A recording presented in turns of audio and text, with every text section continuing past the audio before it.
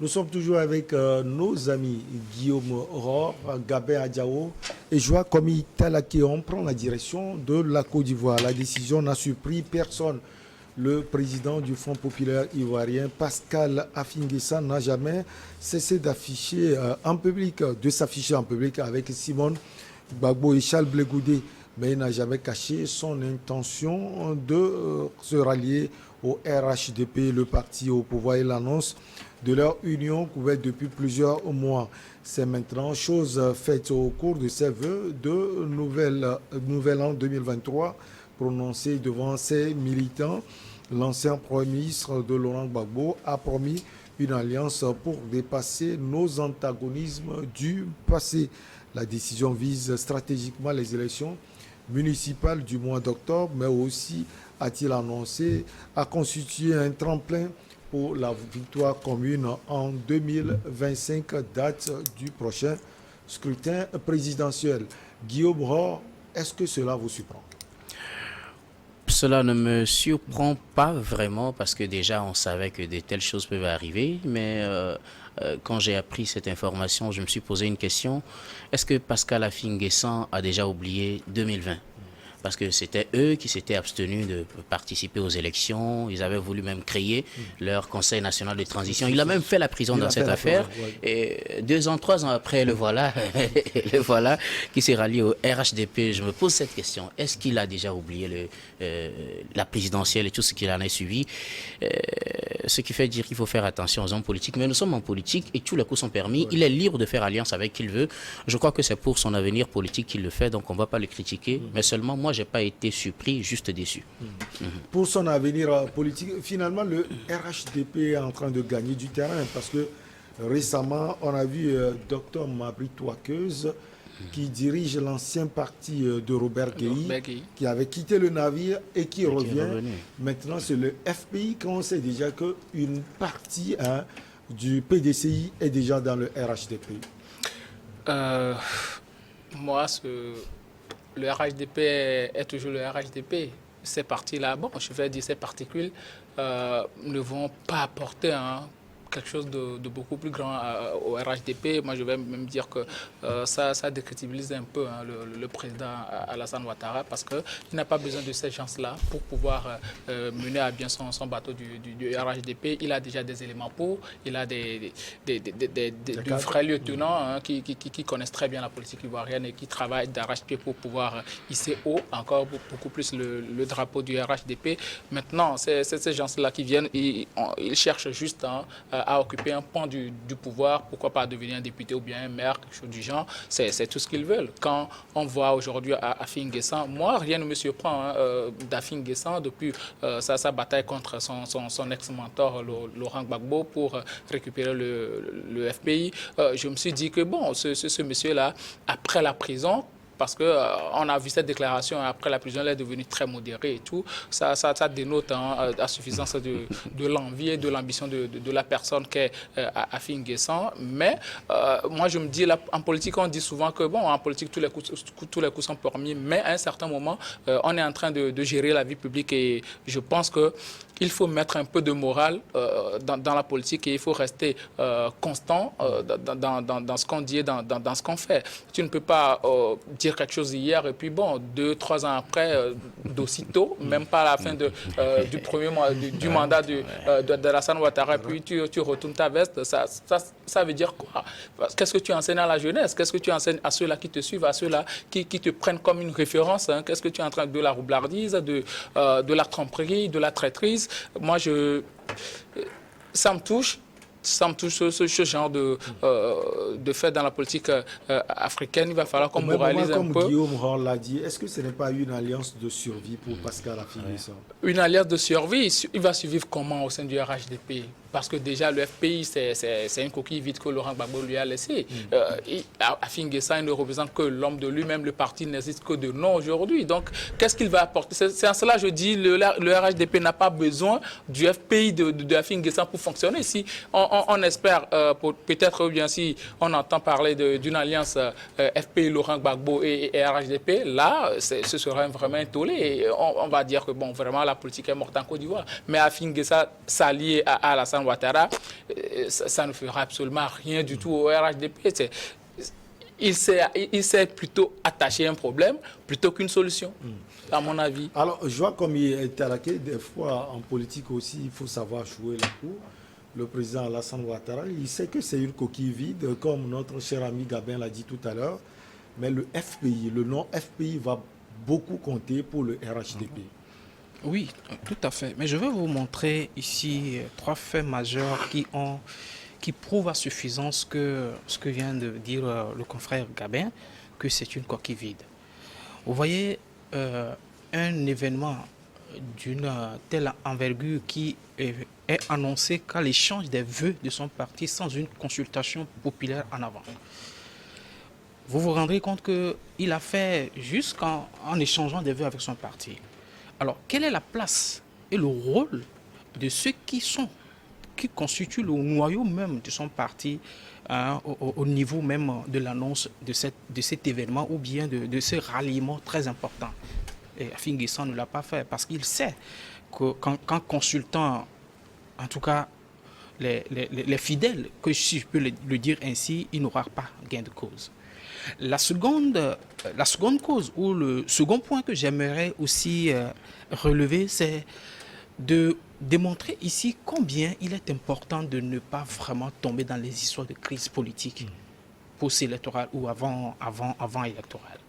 Vous comprendez, vous connaissez très bien ce monsieur. En 2010. Tout à fait. Vous connaissez bien ce monsieur Afin Guessan, que la majorité faisait confiance avec des raisonnements un peu plus qui tiennent. Mais aujourd'hui, à l'époque de Laurent Gbagbo, qui aujourd'hui, quand il parle, vous écoutez, vous allez vraiment sentir un homme de poids. Mais après la crise, et surtout après l'avènement de son arrestation en 2021, le gars a changé, il est tombé en désuétude, et son raisonnement semble être vraiment bombé dans le sens qu'il a avalé le cerveau. Alors, vous comprenez simplement qu'il faut tout possible. Il faut faire tout possible en Afrique pour essayer donc d'éviter des crises liées à la politique, liées aux élections, parce qu'on perd des gens. Aujourd'hui, si les analystes politiques ou encore le peuple avisé regarde cet homme, le raisonnement qu'il est en train de faire, on sent qu'il a perdu grandes choses et qu'on ne peut plus le récupérer parce que la voie qu'il a empruntée est une voie, je ne dirais pas que ça ne l'arrange pas, mais qui va sombrer beaucoup de personnes qui ont fait confiance en cette personne. Vous comprenez? Et vous savez, c'est compliqué quand même d'avoir un pays où l'opposition n'a pas un ton unique sur des sujets. Lorsque vous prenez Afin Guessan, qui aujourd'hui veut se rallier au RHDP, vous allez vous rendre compte que c'est ce monsieur-là qui ne sait pratiquement pas ce qu'il cherche. Et il faut aller au-delà de ce ralliement et dire qu'il le fait juste par intérêt personnel. Pas par l'intérêt de qui que ce soit, mais par intérêt personnel, et aussi faire mal à quelqu'un qu'on connaît tous, Laurent Gbagbo. Essayer donc de distraire ce parti. Mais en le faisant, ceux qui voient loin sauront simplement que ce ralliement se fait simplement mal et que par après, on verra s'il va gagner dans cette bataille ou pas. Alors, le FPI même, Guillaume, depuis l'arrivée de Laurent Gbagbo, il faut dire qu'il est fragmenté. C'est normal. Le PPACI pour Laurent Gbagbo qui prend une partie pour des analystes. C'est la grande partie. Bien sûr. Il y a également Génération Capable de Madame Simone Gbagbo. Oui. Il y a également, on peut le dire, le COGEC, même si ce parti a toujours existé.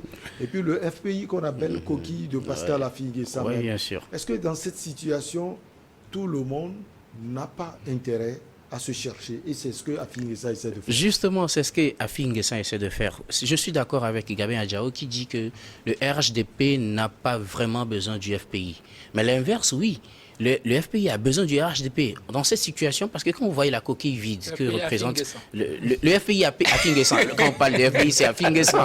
Afin Guessan aujourd'hui a besoin d'un parti politique bien assis. Des rassemblements comme le RHDP pour, comme il a dit, c'est dans le cadre des municipales. Les municipales arrivent pour bientôt. Il va falloir s'assurer qu'on est toujours sur le terrain. Et on n'a pas encore les termes de cet accord-là, mais ce qui est sûr, ce sera pour éviter des confrontations entre les gens du même camp sur le terrain.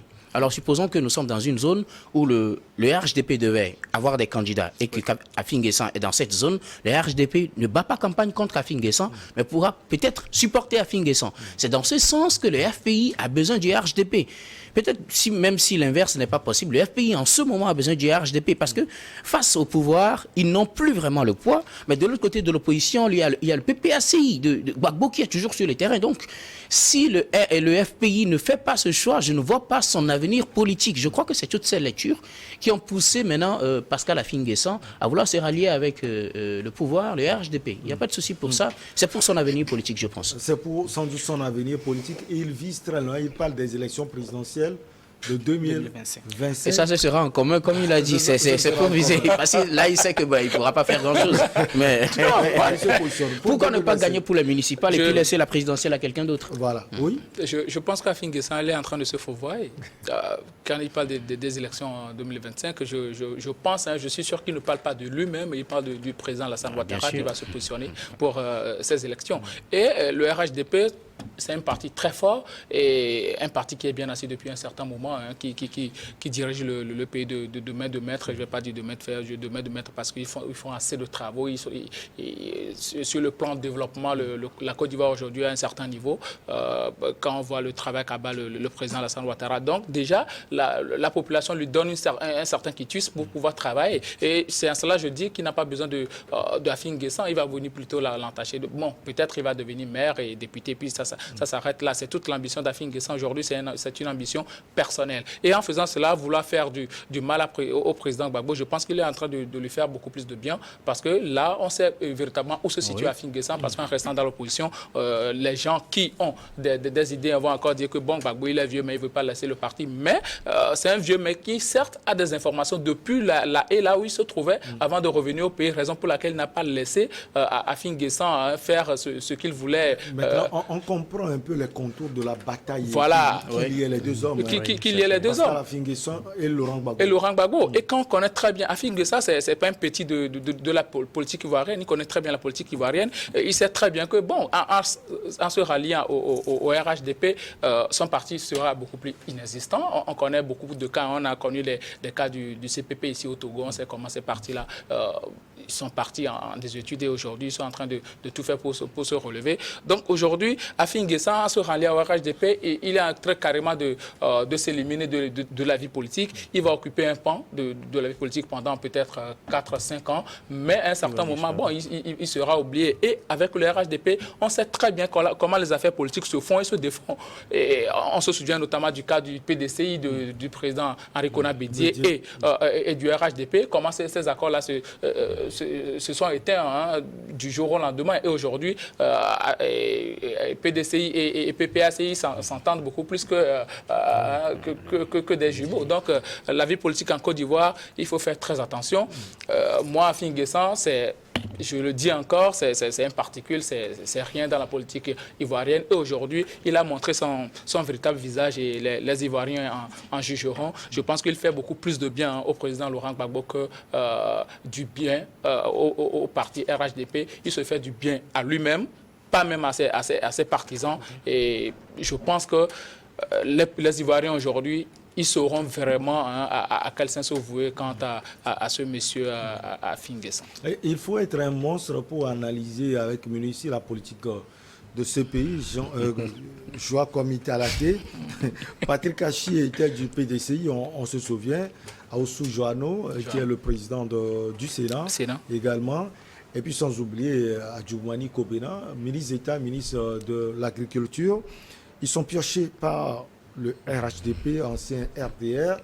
On se souvient également de l'UDPCI, l'ancien parti du feu Robert Gueye, dirigé par Mabry Touakeuse, qui avait quitté le navire et qui revient. On sait que son vice-président, lui, il est toujours au sein du RHDP. Il est d'ailleurs ministre, le ministre Tchagba. Finalement, c'est compliqué, les alliances et surtout la vie politique ivoirienne. Oui. En réalité, chaque pays a son système de gouvernance basé sur son histoire et surtout sur le vécu quotidien de son peuple. Vous allez juste comprendre que ce qui vient de se passer ou ce qui se passe actuellement en en Côte d'Ivoire peut ne pas être la réalité toute faite au Togo. Oui. Alors, tous ces hommes politiques qui se mêlent, qui s'entremêlent et qui essayent donc de sauver leur tête de par leur manière d'agir est une preuve palpable que la politique est un sale jeu, en fait. Il faut simplement comprendre qu'on n'est pas obligé aujourd'hui de suivre un homme politique en se basant uniquement que ce qu'il est en train de dire, mais en réalité sur ce qu'il est en train de faire. Ceci voudrait dire simplement que les hommes politiques, malheureusement, on ne sanctionne pas l'homme politique de par sa promesse. C'est ce que les juristes Gabin nous le dira. S'il y avait une loi qui sanctionnait l'homme politique de par ce qu'il dit en termes de promesses, qui ne tient pas dans le temps, je pense que tous ces cafouages ne pourraient pas avoir lieu aujourd'hui. Et donc, la Côte d'Ivoire, c'est un pays atypique, un pays carrément à part, un pays qu'on ne comprend pas, qu'on ne saura pas comprendre. Il faut aller au-delà et dire que la politique, en réalité, dans les pays africains, est presque identique, même si le contenu semble être différent. Parce que ce qui s'est passé en Côte d'Ivoire, ce qui se passe au Togo, ce qui se passe au Burkina Faso, au Mali, ou ailleurs, au Bénin ou au Gabon, je pense que c'est une version un peu améliorée qui est redupliquée dans chaque nation. Et ceci appelle à un véritable ancrage du mot démocratie que nous avons mal compris dans nos pays d'Afrique. Et c'est réellement la cause de tous les problèmes que nous avons toujours en Afrique. La démocratie, qu'on nous a dit, est une version authentique de ce qu'on doit concevoir soi-même avant de pouvoir l'éjecter sur le peuple, est une fausse image que nous donnons tout le temps. Alors, je pense, à mon humble avis, que l'Afrique, pour sortir de tout ce qu'on appelle aujourd'hui crise politique, a besoin d'asseoir lui-même ou elle-même sa propre version de la démocratie basée sur ses valeurs, sur son histoire et sur son vécu quotidien. C'est la seule version qui pourra, à mon avis, sortir nos pays de certaines crises incongrues qui essaient de nous sombrer à chaque fois et qu'on essaye à chaque fois de se relever, mais on retombe toujours. Je crains, je ne souhaite pas que cela advienne, je crains que ce qui se passe aujourd'hui au niveau de la Côte d'Ivoire, à l'orée de 2025, qu'on puisse encore assister à certaines crises qui vont essayer donc de sombrer ce pays, parce que la crise... Tel que le schéma est dessiné. Tel que le schéma est dessiné. Oui, il peut en avoir, parce qu'on n'écarte pas cette version, mais notre souhait n'est pas cela, parce que vous allez voir, il y aura forcément les partisans d'Afin Guessan, si même il est la coquille vide. Il y aura aussi les partisans de Laurent Gbagbo qui, entre autres, ne veulent pas. Et donc, de Afin Guessan qui s'est rallié automatiquement au RHDP. Et donc, moi, je trouve qu'ils doivent rapidement, c'est ici le rôle de tout médiateur, je ne sais pas s'ils ont un médiateur de la République, de pouvoir jouer un rôle de premier plan d'ores et déjà et préparer, baliser le terrain pour que vraiment 2025 soit une année de paix, de joie et surtout de partage convivial pour qu'on n'assiste pas à une guerre entre les Ivoiriens. Parlant de médiateur de la République, sans doute Mme Henriette Dagri-Diabaté, la doyenne. Les contours de l'alliance restent encore à préciser, Guillaume Aurore, mais selon un cadre du RHDP, le Rassemblement des effectifs pour la démocratie et la paix, chaque candidat au municipal gardera bien son identité.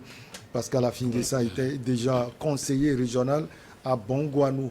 Le RHDP devra retirer son candidat à son profit dans cette localité. Vous l'aviez dit. Hein, oui, c'est l'objectif visé. Quelque part, il a gagné son pari, il garde son poste et peut-être on verra la suite. Mais je dirais que c'est cette situation surtout compliquée de la politique ivoirienne qui donne vie aussi à la classe politique en Côte d'Ivoire.